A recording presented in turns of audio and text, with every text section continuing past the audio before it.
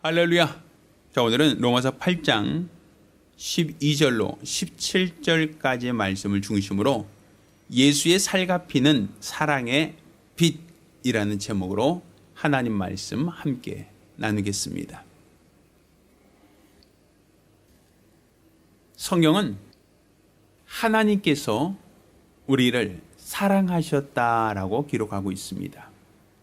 우리가 잘 알고 있는 요한복음 3장 16절 하나님이 세상을 이처럼 사랑하셨다라고 성경은 기록하고 있죠. 그러면 하나님이 우리를 사랑하셨다는 그 사랑은 그냥 이론적, 교리적인 사랑이 아니라 그가 친히 독생자를 내어놓기까지 우리를 사랑하셨다. 이는 우리가 아직 죄인 되었을 때 우리 죄를 대속하시려고, 우리를 죄에서 구원하시려고 하나님이 그 아들을 보내셨다라고 기록하고 있죠. 그러니 우리가 하나님을 눈으로 볼 수 없지만 이 땅에 말씀이 육신을 입고 세상에 나타나신 예수님께서 그가 친히 우리의 모든 죄와 허물을 친히 담당하심으로써 하나님이 우리를 사랑하신다라는 것, 하나님이 참으로 우리를 사랑하시는 분이시라는 것을 우리에게 계시하셨습니다. 그러니 우리가 우리 하나님을 눈으로 보고 알고 만지고 알고 감각을 통해서 아는 게 아니라 우리 하나님께서 우리에 하여 독생자를 보내셨다. 독생자를 통하여 우리를 멸망치 않고 영생을 주려 하셨다라는 것이 또 지난주 또 그 전 우리가 매주 말씀을 들었던 말씀의 핵심입니다. 자, 오늘은 예수님이 이 땅에 말씀이 육신을 입고 오셨다라고 하는 것은 그가 이 땅에 살과 피를 가지고 오셨다라는 의미를 갖습니다. 그러니까 말씀이 육신을 입었다, 그 얘기는 다른 말로 예수님이 살과 피를 가지고 오셨다라는 얘기예요. 이 살과 피를 가지고 오셨다라고 하는 것은 그가 육신의 몸을 얻고 세상에 오신 것은 단지 이 땅에서 태어나서 한평생 살다가 죽은 것, 인평생 살다가 그냥 이 땅에서 늙어서 돌아가실 목적으로 오신 게 아니라 우리를 위하여 자신의 살을 찢고 우리를 위하여 자신의 피를 쏟으시기 위하여 그가 이 땅에 말씀이 육신을 입고 오셨다라는 겁니다. 말씀은 그 자체로서 피를, 그 말씀 그 자체로서 살을 구분할 수가 없어요. 왜? 말씀이라고 하는 것은 곧 내 말이 곧 영이라 하셨으니 영은 살과 피가 없는 게 영이란 말입니다. 그렇지만 말씀이 육신을 입고 세상에 오신 예수는 몸을 갖고 오셨고 또한 피를 가지고 오셨다라는 거예요. 그러니 그의 살과 피라고 하는 것은 하나님이 우리 죄인들을 사랑하셔서 우리 죄인들을 위하여 하나님은 그의 살을, 그의 피를 가지고 오게 하셨다라는 것이죠. 그가 살을 가지고 오셨다라고 하는 것은 그가 말씀이 육신을 입고 세상에 오셨다라는 것으로 하나님께서 약속하신 대로 이 땅에 하나님이 살아계신 것과 우리를 사랑하신 그 사랑을 우리에게 보여주신 겁니다. 그가 말씀이 육신을 입으심으로 말미암아 오래전 선자들을 통하여 예언하셨던 독생자가 올 것이다, 너희를 위한 구세주가 올 것이다 라고 하는 그 약속을 성취하신 것입니다. 또 그가 피 흘리신 것은 구약의 수많은 제사에 피로써 하나님께 드렸던 제사와 같이 그가 속죄제로, 속건제로, 화목제로 하나님 앞에 자신을 드리기 위하여 그가 피 흘리셨다라는 것입니다. 이로써 우리들의 모든 죄와 허물을 대속하셨다라는 것이죠. 그러니 예수님이 이 땅에 살과 피로 오셨다라고 하는 것이 우리와 전혀 무관하다면 그거는 우리에겐 공로가 되지 않아요. 그렇지만 예수님의 살이, 예수의 피가 우리에게 영생을 주는 하나님의 사랑이시다라는 걸 우리가 안다면 우리는 예수의 살을 먹고 예수의 피를 마시는 것, 이것이 우리 하나님의 사랑을 우리가 수용하는 것, 우리가 하나님의 사랑 안에 거하는 것을 의미하는 겁니다. 우리가 읽은 본문 가운데 요한복음 6장 53절로 57절까지 말씀을 보면 예수께서 이와 같이 말씀하십니다. 진실로 진실로 너에게 이르노니 인자의 살을 먹지 아니하고 인자의 피를 마시지 아니하면 너희 속에 생명이 없느니라. 내 살을 먹고 내 피를 마신 자는 영생을 가졌고 마지막 날에 내가 그를 다시 살리리니 내 살은 참된 양식이고 내 피는 참된 음료로다. 내 살을 먹고 내 피를 마신 자는 내 안에 거하고 나도 그 안에 거하나니 살아계신 아버지께서 나를 보내심에 내가 아버지로 인하여 산 것 같이 나를 먹는 그 사람도 나로 인하여 살리라 라고 말씀하고 있어요. 그러니까 지금 우리가 성찬을 하죠. 예수의 살과 예수의 피를 기념하죠. 이것은 바로 하나님이 우리를 사랑하셔서 말씀이 육신으로 입고 예수가 세상에 오신 것과 또 그가 육체로 오신 것은 자신의 살과 그 피로 오신 것인데 그 살을 우리에게 먹게 하고 그 피를 마시게 함으로써 우리에게 영생을 주려 하셨다라는 거예요. 그러니까 예수의 살과 피를 먹지 않고는 우리 하나님이 원하시는 생명을 우리가 얻을 수 없다라는 거예요. 그러니 예수의 살과 피라는 것은 하나님이 우리를 사랑하시는 증거, 하나님이 우리에게 영생을 주시려고 하는 하나님의 사랑이다라고 볼 수 있는 겁니다. 그러니까 우리가 성찬을 통하여 예수의 살과 피를 기념하는 것이 바로 우리가 하나님의 사랑을 받은 자이다, 하나님의 은혜를 받은 자라는 고백이 되는 것이죠. 자, 그러면서 골로새 1장 13절로 14절까지 이와 같이 얘기합니다. 그가 우리를 흑암의 권세에서 건져내사 그의 사랑의 아들의 나라로 옮기셨으니 그 아들 안에서 우리가 구속 곧 죄사함을 얻었도다라고 말하고 있어요. 그러니까 우리가 구속받았습니다, 죄사함 받았습니다라는 것은 흑암의 권세로부터 우리를 건져내사 사랑의 아들의 나라로 옮기신 것이다. 그러니까 예수의 살과 피라는 것은 바로 우리를 흑암의 권세에서 건져내시고 그의 사랑의 아들의 나라로 옮기시는, 그 옮기시려고 하는 하나님의 뜻을 위한 우리에게 죄사함, 곧 구속을 의미한다는 얘기죠. 그러니 우리가 우리 위하여 자신의 살을 찢고 우리를 위하여 자신의 피를 흘리신 그리스도 예수를 통하여 우리가 우리 하나님의 사랑을 알고 하나님의 사랑을 감사하는 자가 되어야 되는 겁니다. 이렇게 하나님이 우리를 사랑하셨어요. 독생자를 내어놓기까지, 독생자의 살을 찢고 피를 흘리시기까지 우리를 사랑하셨고, 하나님은 그 사랑으로 우리를 구속, 곧 죄사함 얻게 하고 하나님의 아들의 나라로 옮기시기를 원하셨다라고 성기록하고 있죠. 그러니까 하나님이 우리를 이처럼 사랑하신 것처럼 하나님도 우리에게 너희도 하나님을 사랑하라 라고 말씀하고 있어요. 그래서 우리가 율법의 강령이라고 하죠. 마태복음 22장 37절로 40절까지 보면 예수께서 가라사대 내 마음을 다하고 목숨을 다하고 뜻을 다하여 주 너희 하나님을 사랑하라 하셨으니 이것이 크고 첫째 되는 계명이다 라고 말씀하고 있어요.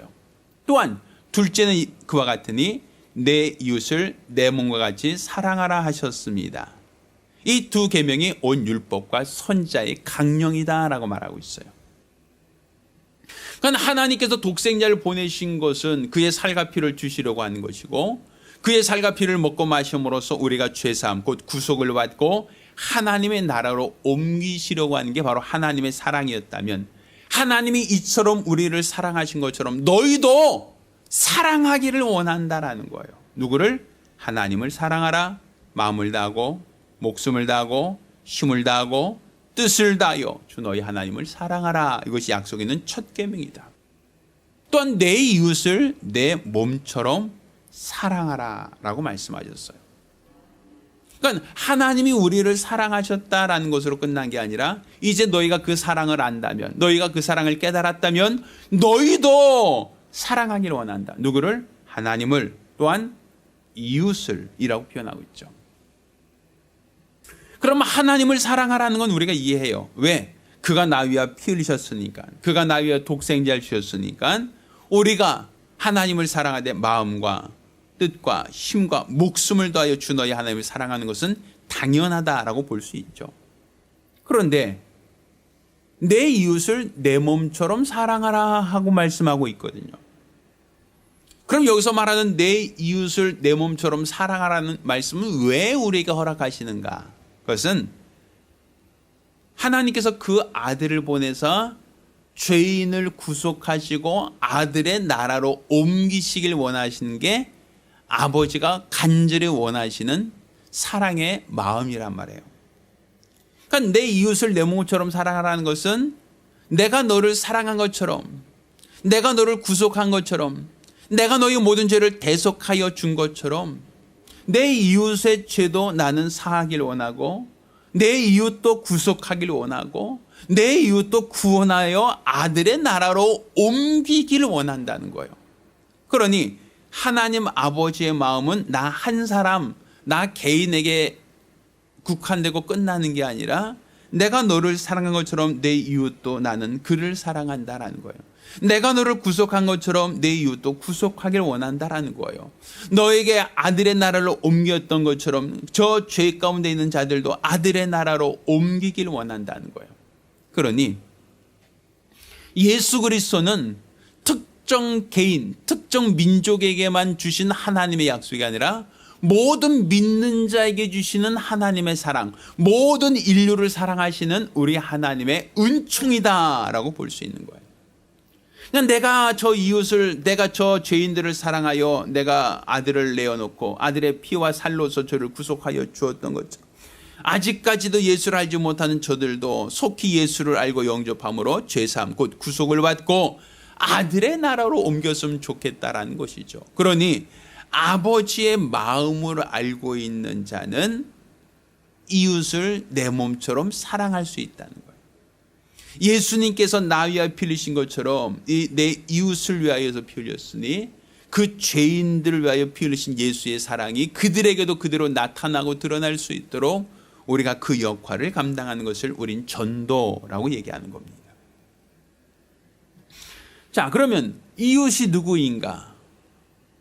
그 이웃이라는 것은 우리가 아직 죄인 됐을 때 하나님이 우리를 사랑하셨다는 것처럼 우리가 사랑해야 될 그 이웃도 아직 죄인 되었을 때 죄인 된 자를 말하는 거예요. 의인을 말하는 게 아니에요. 하나님께 무릎 꿇은 자를 말하는 게 아니라 아직 우리가 죄인 되었을 때 하나님께서 우리를 사랑하사 독생자를 보내셨던 것처럼 세상 사람들이 아직 죄인이지만 그들이 아직 하나님을 모르고 대적하고 있지만 하나님은 그들도 사랑하기를 원한다. 그들을 구속하기 원하신다라는 거예요. 그러면 내 이웃이 누구인가라고 할 때 성경 우리에게 누가복음 10장 29절로 37절까지 그 이웃이 누군가를 얘기하는데 강도 만난 자를 말하고 있어요. 그가 강도를 만나서 가지고 있는 모든 것을 잃어버리고 또 태반 죽게 된 것을 말합니다. 그러니까 이 세상 임금에게 속아서 범죄하였고 그로 말미암아 에덴 동산을 빼앗기고 쫓겨나서 땀 흘려 수고하지 않으면 먹고 살 수 없게 된 우리 인생들, 그 인생들을 성경은 강도 만난 자라고 기록하고 있는 거예요. 우리가 우리의 것을 빼앗겼다라는 거예요. 이 세상 임금이 하나님이 우리에게 주셨던 그 모든 걸 빼앗아갔다, 앗아갔다라는 것이죠. 그러니 강도 만난 자의 이웃이 누구냐라고 할 때 제사장이 보고 지나쳐가고 레위인이 보고 지나쳐가지만 선한 사마리아인이 그 사람을 보고 그 사람을 구명하였다라고 얘기하고 있어요. 누가 그 강도 만난 자의 이웃이겠느냐? 바로 선한 사마리아인입니다. 맞다. 옳다. 예수님께서 선한 사마리아인으로서 우리의 죄를 대속하시고 죄악 가운데 있는 우리를 구원하기 위하여 자기 목숨을 걸고 우리를 구속, 곧 아들의 나라로 옮겼던 것처럼 우리에게도 이웃을 내 몸처럼 사랑하라고 하는 그 이웃은 아직 죄 가운데 있는 자, 아직 강도 만난 자, 아직 피를 흘리며 있는 모든 것을 빼앗겨 버린 그 사람, 아무런 소망과 낙이 없는 그 사람을 사랑하라는 거예요. 그 사람을 구명하라는 거예요. 그 사람에게 복음을 전하여 구속하기를 원한다라는 거예요. 그게 바로 하나님이 우리를 사랑하신 것처럼 내 이웃도 내 몸처럼 사랑하라는 그 계명을 지키는 겁니다. 근데 만약 우리가 나는 구원 받았는데, 나는 은혜 받았는데 내가 굳이 전도를 해야 됩니까? 내가 굳이 강도만한 자에게 이웃이 되어야 됩니까? 내가 저 사람을 살리기 위하여, 내가 저 사람을 구명하기 위하여 내가 노력해야 될 이유가 무엇입니까? 안 하면 안 됩니까? 라고 할 수 있겠죠. 자, 이에 대하여 우리 하나님께서 뭐라고 말씀하시냐면, 자, 동간의 비유라고 있어요. 마태복음 18장 21절로 34절까지. 자, 동간의 비유가 무슨 내용이냐면, 자, 23절 이렇게 시작합니다. 이러므로 천국은 그 종들과 회개하려 하던 어떤 임금과 같다라고 얘기하며, 회개할 때에 1만 달란트 빚진 자 하나를 데려오매 갚을 것이 없는지라. 주인이 명하여 그 몸과 처와 자식들을 모든 소유를 다 팔아 갚게 하라 한데, 그 종이 엎드려 절하며 가로되 내게 참으소서 다 갚으리이다 하거늘 그 종의 주인이 불쌍히 여겨 놓아 보내며 그 빚을 탕감하여 주었다라고 기록하고 있어요. 여기서 먼저 탕감을 받은 자가 바로 저와 여러분입니다. 우리가 하나님 앞에 빚을 지고 있다는 거예요. 우리가 주님 앞에 서는 날 그 종들과 회개하려 한다. 지금까지 우리가 하나님께 빚진 것들을 다 계수하시겠다라는 거예요. 그런데 그 계수해 보니 우리가 얼마만큼의 빚을 지었는가 하면 오늘 본문에는 1만 달란트를 빚졌다라고 되어 있죠. 자, 1만 달란트를 빚졌다라고 할 때 1만 달란트라는 것은 상상할 수 없을 만큼 많은 금액을 말하는 거예요. 우리가 그 한 달란트를 금으로 34.272g이라고 얘기해요. 자, 그런데 자, 34g 정도의 그 금을 1달란트라고 하는데 그 1g당 대략적으로 한 43,000원 정도, 한 4만, 뭐 사고 팔 때 가격이 좀 다르긴 하지만 한 43,000원에서 한 47,000원 정도 사이, 아마 그 정도 가격이라고 합니다. 그 정도의 가치라고 하면 1달란트의 가치가 대략 15억에서 17억 정도의 가치를 갖는다라고 얘기를 해요. 뭐 금의 시세가 매일 변하니까 정확하게 얼마라고 할 수는 없지만 대략 1달란트가 15억 혹은 17억 이 사이라고 얘기하죠. 그러면 1만 달란트라고 하는 것은 15억에 1만 개라는 거잖아요. 천문학적인 숫자입니다. 한 달란트도 15억이다라고 하면 결국 적은 돈이 아닌데 그것이 1만 개가 있다라고 하면 그건 천문학적인 숫자 아닙니까? 우리가 이 땅에 사는 동안 한 번도 만져볼 수 없을 만큼 엄청난 돈이잖아요. 한 달란트가 집 한 채 가격 정도가 되는데 1만 달란트라면 1만 채의 집이라는 거 아닙니까? 굉장한 금액이죠. 그런데 1만 달란트를 탕감해 주었다라는 거예요. 왜? 내가 갚을 수 없으니. 내가 먼저 사랑을 받았다는 거죠. 나 같은 죄인 구속하시기 위하여 하나님이 모든 빚을 탕감해 주셨다. 그 탕감은 결국 우리를 사랑하사 그 많은 빚을 변제해 주셨다라고 얘기하는 거예요. 그런데 문제는 그 동간이 그렇게 탕감을 받고 길을 가다가 어떤 100데나리온의 빚진 동간을 만났다라고 얘기해요. 100데나리온이라는 건, 데나리온은 은화입니다. 자, 은 3.8g을 데나리온이라고 해요. 이거는 노동자나 군인이 받는 하루의 품삯을 말하는 거예요. 그러니까 100데나리온이라고 하면 얼마예요?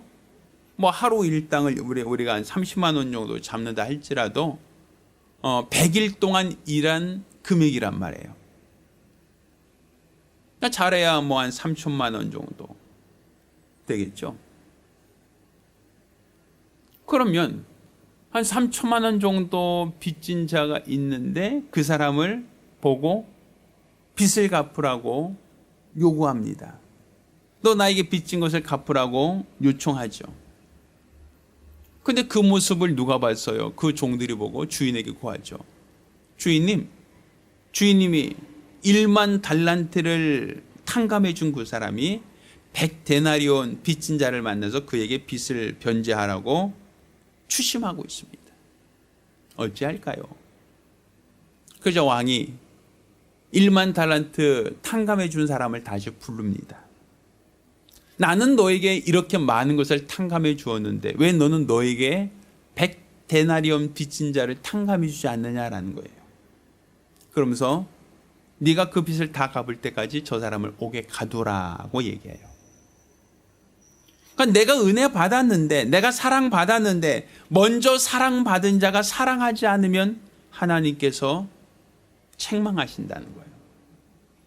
하나님은 우리를 위하여 독생자를 보내주셨고 독생자의 살을 찢고 피를 흘리기까지 우리를 사랑하셨고 우리를 구원하기 원하셨는데, 우리가 우리에게 빚진 자를 탕감해 주지 않는다면 하나님께서도 우리의 죄와 우리의 허물을 탕감해 주신 것을 번복하시겠다라고 얘기하는 거 아닙니까?